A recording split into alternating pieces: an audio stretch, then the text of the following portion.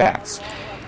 Doctor, we have to do a gut check with you right now because our reporter earlier in the hour, Leland Vittert's in Jerusalem, and I got to tell you, he painted a very negative picture about how we're looked upon in the world, particularly following this president's decision today to back off his red line comments and then seek authorization and not do what he said he'd do.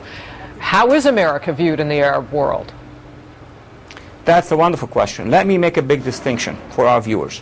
There's a difference between those who want our values, meaning democracy, pluralism, secular liberal societies, and those who look at American foreign policy. It's a big difference. The 33 million Egyptians who demonstrated on June the 30th and again on July the 26th against the Muslim Brotherhood, against jihadism, and for democracy. Not all of them liked our foreign policy. Actually, they disliked the Obama administration foreign policy. They're not sure about the congressional position with regard to their issues. So you may have people in the Middle East who are pushing back against our foes, against the totalitarians, but they criticize what we are doing or what we're not doing. And now in Syria, I can tell you and guarantee you, because I've been listening to the leaders' statements, those in the opposition are looking at the position of Washington as one that does not want to get involved, despite the fact that we are making good statements about the gassing, about the killing. But we're not committing to action in Syria. Not a lot was said from Arab nations when our president issued that so-called red line on chemical weapons attacks by the Syrian government. Did I miss something, or were those countries absent on this issue?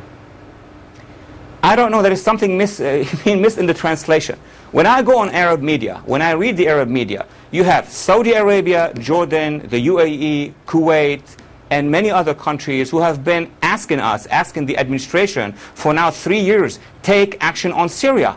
And because we have not taken any action on Syria, we have not been able to form this coalition there. And now on Egypt, we had Egypt as our ally, but we prefer to be with the Muslim Brotherhood. So they are very nervous. The military in Egypt are very nervous. And the seculars in Egypt are very nervous. So our architecture, Harris, in the region, the result of it was that we are losing our good allies, unfortunately. The president goes to Russia for the G20 summit next week. Who should he be putting pressure on, Doctor? I think he should be talking to the Russians very clearly. He should, on the one hand, form that coalition on the ground. On the other hand, he should be also talking to the Syrians themselves. He should have an address to the Syrian people, to the Syrian armed forces. Now, in the West and in those international meetings, he should tell the Russians, look, if you are going to continue with this policy of support to Assad, first of all, Assad and the Iranians are not good news for the international community. But second, you are going to be responsible for the growth of Al-Qaeda. Let's President Obama and the Russians at least have a common ground against Al-Qaeda, and that would be a way to bring the Russians to put pressure on Assad. I really wonder about our architecture with regard to Syria. One last question quickly. What happens if we do nothing?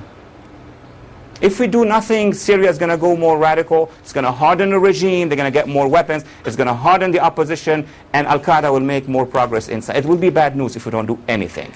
Dr. Walid Phares, with his perspective tonight, we appreciate your time. Thank you.